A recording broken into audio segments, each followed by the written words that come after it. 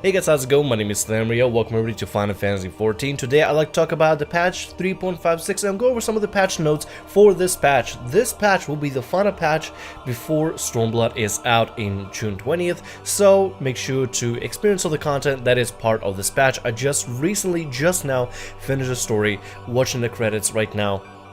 Being a little emotional, but please don't mind me as I may get choked up every now and then. Let's go ahead and start with the playable content for patch 3.56. The first thing you should know is there are 4 primary main quests for this patch. There are some quests that follow up to the main quest, but there are 4 primary main quests, and the first one is going to be started in the Rising Stones in Mordona. You'll be receiving the quest from LSA. The quest is called The Obvious Solution, and players must first complete the main scenario quest, Lewis was Final Student, which was part of patch 3.5 storyline. So make sure to complete that beforehand, and then you'll be able to start up this particular questline. Some major adjustments have been done with the raid of Alexander the Creator Savage in order to make sure that players are more likely to receive the gear and be able to grind up the gear in order to get into Stormblood properly geared and properly prepared, as well as to let the players that have not caught up and have not done Alexander Savage and give them a chance to attempt doing that with new adjustments to how fast you can receive the gear. The following adjustments have been made to Alexander the Creator Savage. I'm reading this directly off the patch notes, which will be in a link below. 2 treasure coffers will now always appear. The weekly restriction for the reward obtained from the coffers have been removed, which means you'll be able to spam Alexander Savage if necessary in order to get all the optimal gear that you need in order to catch up. The weekly entrance restriction on entering all areas of Alexander the Creator Savage have been also removed, so you can go through and grind in all your gear that you need from Alexander Savage.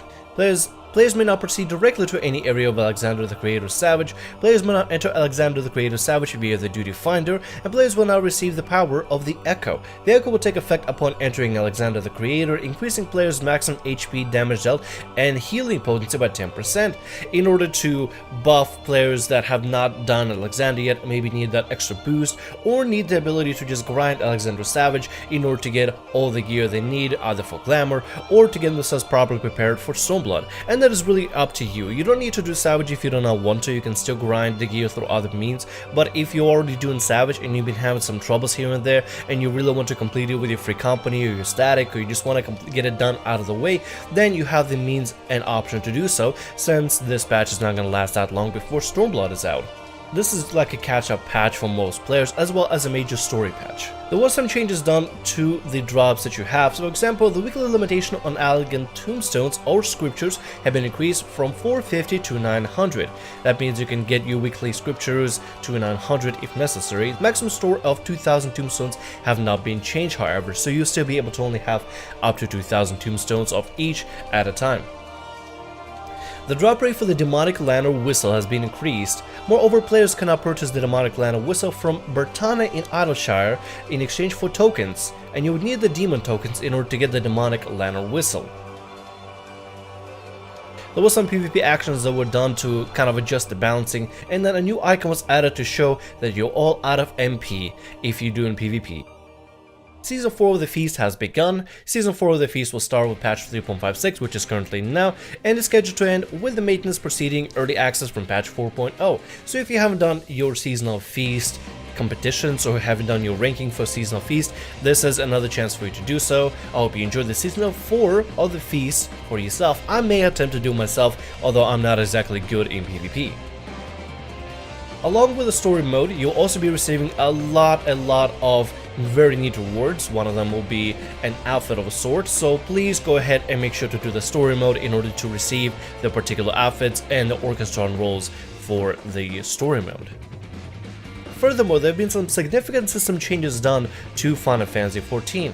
For example, certain achievements have been omitted to prevent spoilers, which was actually very much a necessity for patch 3.5, because whenever that story mode came out and you received the final achievement, that sort of spoiled a lot of the story for players that haven't done it yet. That is something the development team and Koji Fox himself personally have made an apology for, because they've messed up on titling the title as a story mode reward.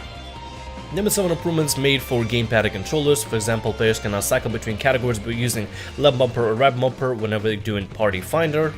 New music has been added to the game. Also, the 14-day limit of the free trial has been removed, which means if you have a trial right now, you are able to play your character and able to play up to level 35 for free. So if you have a free trial and it ran out, you have the ability to log back into the game and play for free. The only thing that's going to be limited to you is you're going to be capped at level 35. Anything past that will not let you level up further. If you want to get the base game and actually get level 50, you have to buy the base game, Heavensward for level 60 content, and then Stormblood for level 70 content.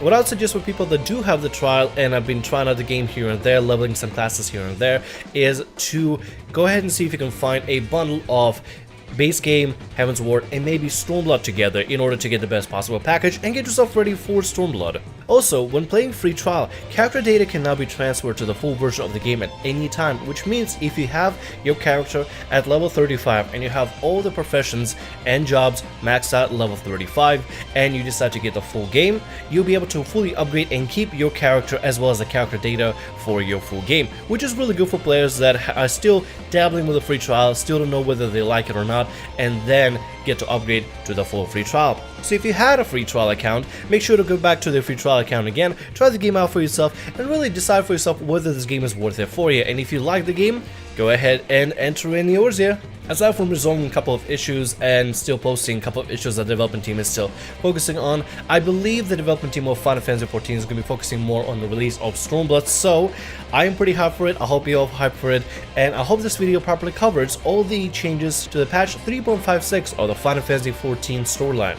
The Far Edge of Fate storyline is technically over, and then we're going to be starting up the Stormblood story very soon. And if you haven't done the story mode, please do so. I cannot beg you enough, please do so. It is worth it and you have to see it. It leads up to the perfect introduction and perfect hype for Stormblood. And not just hype, I mean everything within the storyline is worth it. Everything. All the way till the end. Especially till the end. Watch everything till the end, even I believe past the cinematics. And please understand that this ending of this patch is to lead up to Stormblood. It is not a grand finale. The grand finale has already happened with patch 3.5. That's been the grand finale for Heavensward and the ending. And that is going to be leading up to patch 3.56, which is the lead up to Stormblood. There are going to be some lacking elements within the story, and you may feel like maybe this patch might be a little bit unimpressive, but it is there to lead up to the beginning of Stormblood. The Heavensward story is already done.